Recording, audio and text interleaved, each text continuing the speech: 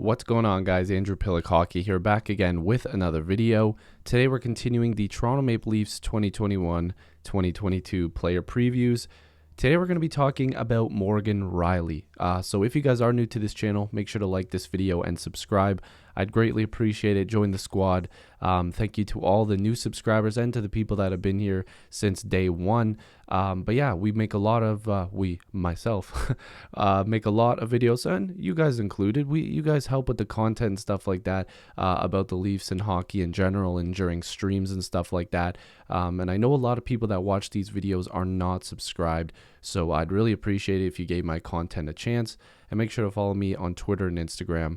It's on the screen currently. But man, Morgan Rielly, this is one of those players that I am a huge fan of. I really am. And, you know, if people have been seeing some of my tweets or some of my videos, are probably thinking that I've been on the fence a little bit on whether or not I think Morgan Rielly is worth giving a massive contract to. But it's not that I wouldn't want him to get it, because as a fan, strictly as a fan, without looking at numbers or anything, I would want Morgan Rielly on this team for the rest of his career. But the problem with that is that there's kind of a misconception with Morgan Rielly, and there has been, for a really long time. Morgan Rielly has never been a defensive defenseman. Now this year he actually played a little bit better. You know, is that TJ Brody helping him out? Maybe a little bit, but he looked good in the playoffs, and that's why there's two sides to this.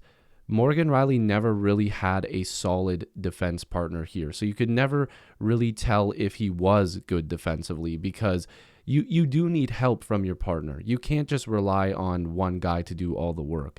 And when he was consistently playing with, you know, a bunch of random defensemen any given year, you know, Ron Hainsey, Cody Ceci, just to name a couple, but there's been a ton.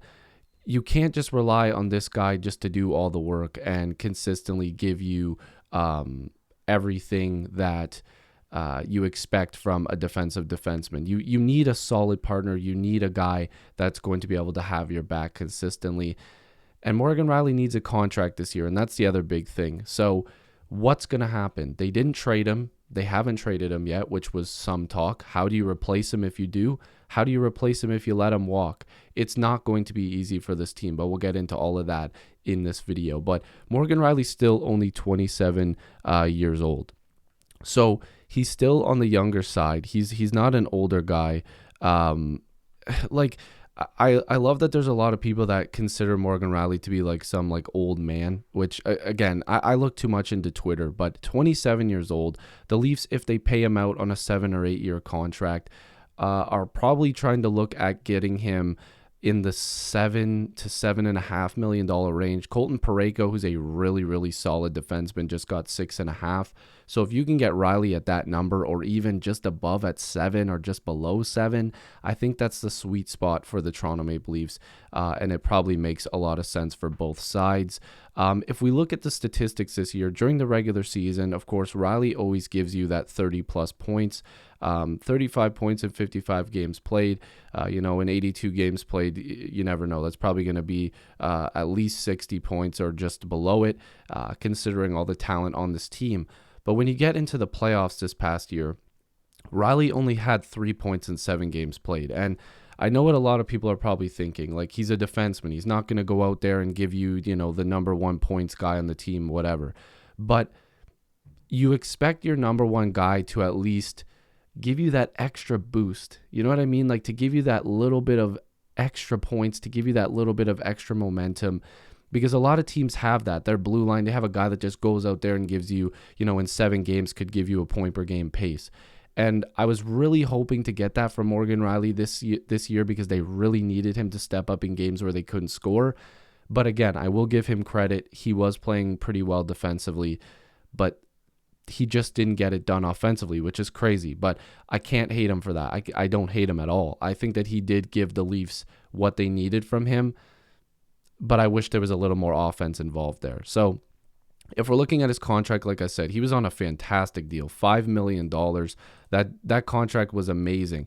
And this goes back to cap management, because if the Leafs would have got him help a couple years ago, this blue line would have been in a much better position. But he's got that modified no trade clause that's a 10-team no trade list. But at that $5 million here, I don't think the Leafs would want to move on from him mid-season, especially if they're playing really well. But if there's a chance that the Leafs aren't playing well by the trade deadline, this guy might be on the move. It's a possibility. I wouldn't want to do it, but it is a possibility. Just look at this guy's numbers. He's been a guy that consistently gives you points. He gives the Leafs what they need offensively. But again, it's just, can the Leafs pay him, and are they able to upgrade in other positions? And again, I'll look at the cap again towards the end of these player previews, or maybe in the middle of them, depending on how far I am with posting these. But the Leafs have a big decision to make here.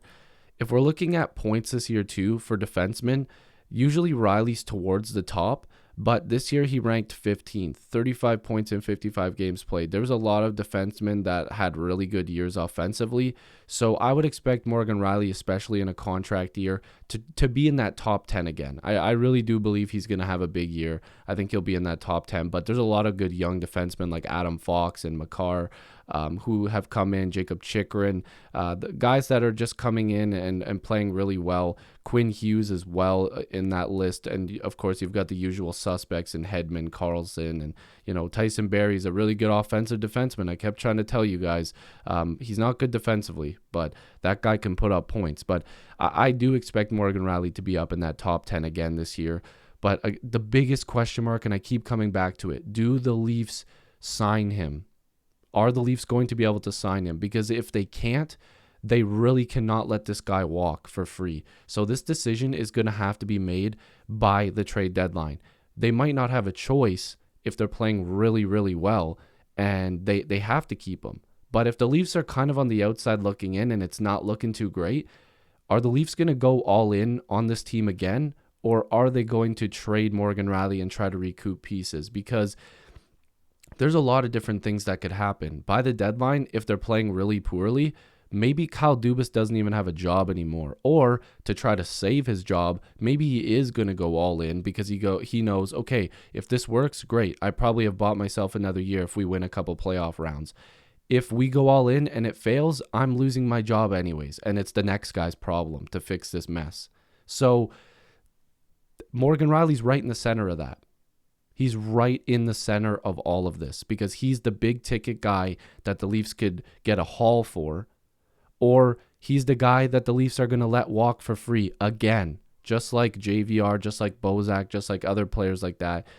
Jake Gardner, even though, some of these guys aren't on the same level of trade value, like a JVR would have gotten the Leafs a king's ransom, but we'll get into that another time. But he's one of the most polarizing figures on this team, and especially in the NHL going into this season, because there's a lot of teams that might be licking their chops and saying, damn, this guy, he'd look pretty good on our team. So we'll have to see. I'm a big fan. I hope he sticks around. And if that Colton Parayko contract is anything like the Rielly contract, then I would sign it. If I was the Leafs, I would. I think that's a very good number considering some of the defensemen, what they got.